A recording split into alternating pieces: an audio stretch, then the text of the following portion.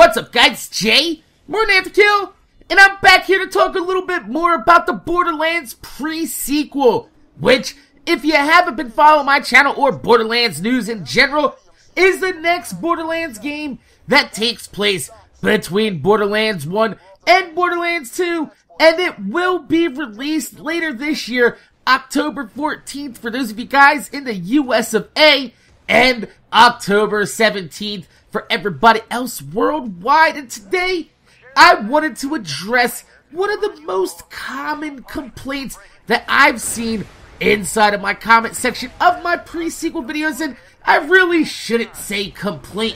Let's label it as a concern inside the community that the Borderlands Presequel looks like it should be a DLC to Borderlands 2 and not a standalone game in its own right.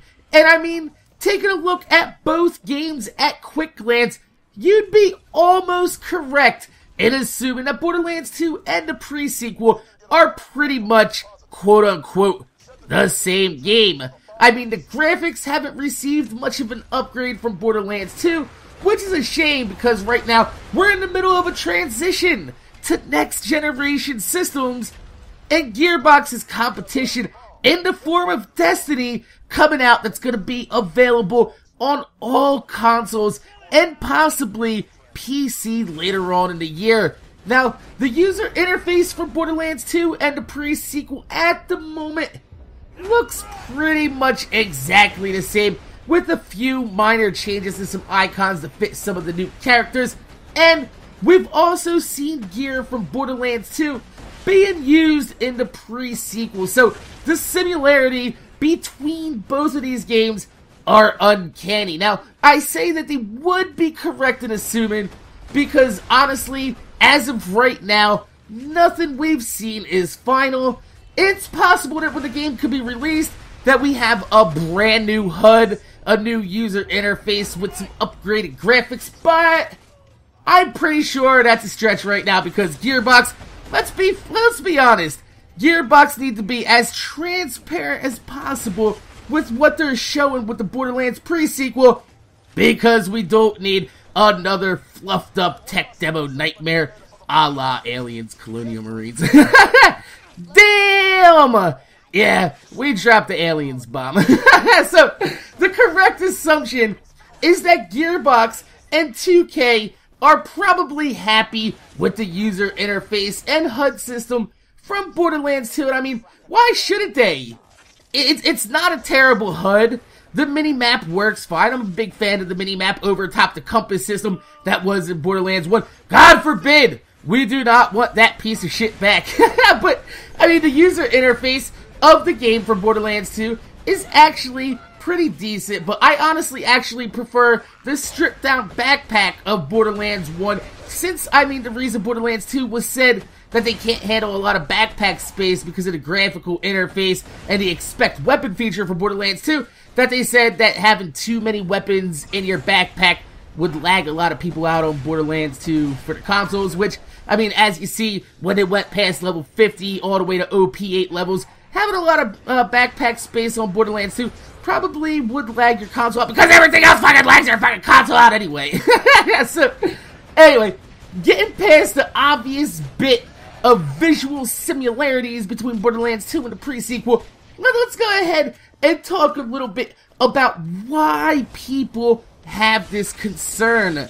I mean, let's face it, if you bought Borderlands 2 when it first came out, vanilla Borderlands 2, midnight release, $60. You bought Borderlands 2 at $60. Then you bought the season pass. It was another $29.99. We're going to call that $30. Then we got Krieg and Gage, $10 a piece. It's another $20. Headhunter packs and Digistruct Peak. That comes to a grand total of another $30. And altogether, that's $140 on the game. And we still didn't even buy the Wildlife Preserve pack or any of the skin DLCs that a lot of people put a lot of time and money down. And that's what it comes down to, really, is what people have invested into Borderlands 2. And that's a lot of time and a lot of money. And for those people out there that are playing video games, time and money don't come very cheap. You're fucking around with two of the biggest commodities in our life. You're fucking around with our time and money. But a lot of people see this, and they see the pre-sequel coming out with the same graphics, user interface that's pretty similar to Borderlands 2, and it's not even available on the next generation systems.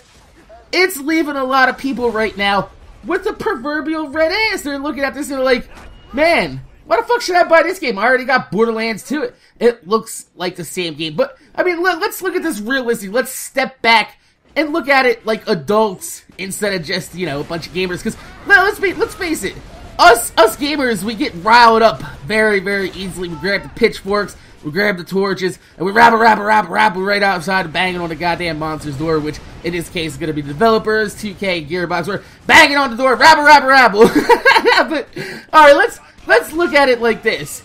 We're getting 4 brand new characters with new skill trees and skills to play with, a new campaign that's been promised by 2K to be between the size of Borderlands 1 and Borderlands 2, not only in terms of scope, like actual movement around the map, but also in length. So, you have a game that has 4 brand new characters and a brand new campaign in a game the size between Borderlands 1 and Borderlands 2. So, let's say that campaign itself in DLC money is worth $20. Say it's double the size of a regular DLC. We'll say $20 for a full-length campaign DLC.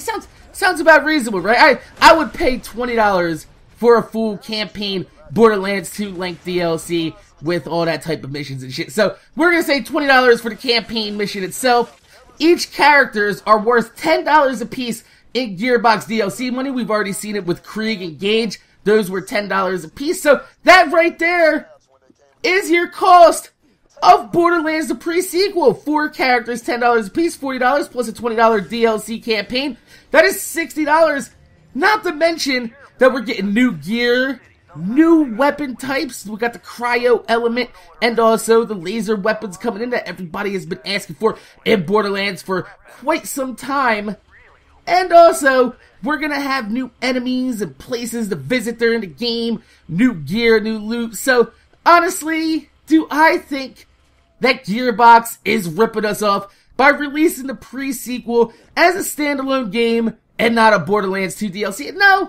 No, I honestly don't. I think this is going to be actually quite worth the money, considering the fact that not only is there a lot of fan service in the game, we got Wilhelm Nisha, which is the Sheriff of Lynchwood, we have Claptrap being a playable character, and also we have Athena from the General Knox DLC, and, I mean, let's face it, Handsome Jack. The whole reason I feel like they're doing the whole pre-sequel is just because they want another shot at making a Handsome Jack again, because the voice actor did a really damn good job on Handsome Jack, and it's a fan favorite. A lot of people wanted to know a lot more about him. So, no, I don't think it's a ripoff. I think it's going to be quite worth the money, but this is what Gearbox gets for milking so much DLC in Borderlands 2, especially because of the fact of the matter that Gearbox has stated they've reached the technical limitations of how much information they could fit on Borderlands 2 for the last generation consoles, which means they've released so much DLC for Borderlands 2 that having all that information in one game for the Xbox 360 and PS3 is pretty much pushing the system to its technical limits. Let's face it, the Xbox 360 itself has 500 megs of RAM, and that's less than half of what your fucking smartphone has inside of your pocket. But when you have all this stacking up, the fact that they've reached the technical limitations of last generation consoles, why the fuck do we still not have a confirmed release date on next generation systems then? Why would you make the same fucking mistake? Or at least have an option for next generation systems, since we've already reached the technical limitations of it with the last game, with Borderlands. You don't foresee that you're going to reach the technical limitations of Borderlands The Presequel on the Xbox 360 and PS3? I mean, we also have Rockstar releasing GTA 5 on next generation systems and PC later this year, which is giving more and more people a reason to pack away their 360s and their PS3s every day to make room for more powerful consoles. And one thing is 100% for certain, with all of these people packing up all their consoles and their old games and moving on to the newer consoles, Gearbox, you're gonna have to give us one hell of a reason to persuade all the people to keep all their old consoles hooked up, and it's gonna be tough, especially with GTA moving on to next generation, and also Destiny is gonna be releasing a month before this game comes out, and that's coming out on all consoles: 360, PS3, PS4, and Xbox One. Now, I'm not gonna go ahead and fluff up Destiny for you guys. We still don't know exactly how good Destiny is gonna be, although the alpha was a lot of fun, but Gearbox cannot honestly ignore the next generation console, in my opinion. So I think that the Borderlands pre-sequel is gonna be worth it, but I think we need a next generation version at launch, not like a year later as a Game of the Year edition to milk more money off people that bought the fucking game on the console anyway. So my name is Jay, MorninAfterKill. Make sure you guys rate, comment, subscribe. I want to thank you guys for watching. If you could leave a thumbs up on the video, I'd highly appreciate it, because it gives me motivation to make more videos for you motherfuckers that watch my motherfucking videos. This is just my little iteration to you guys about what I feel about how the Borderlands pre-sequel is being handled as a standalone game, as opposed to being Borderlands 2 DLC. And if you have any comments to leave below, put them in the fucking comment section. That's what the comment section is there for. Apply to you guys all the time. You have no reason to not comment if you have a question or something you want to say. So, my name's Jay, MorninAfterKill. Thanks for watching. I'm gonna see you guys later.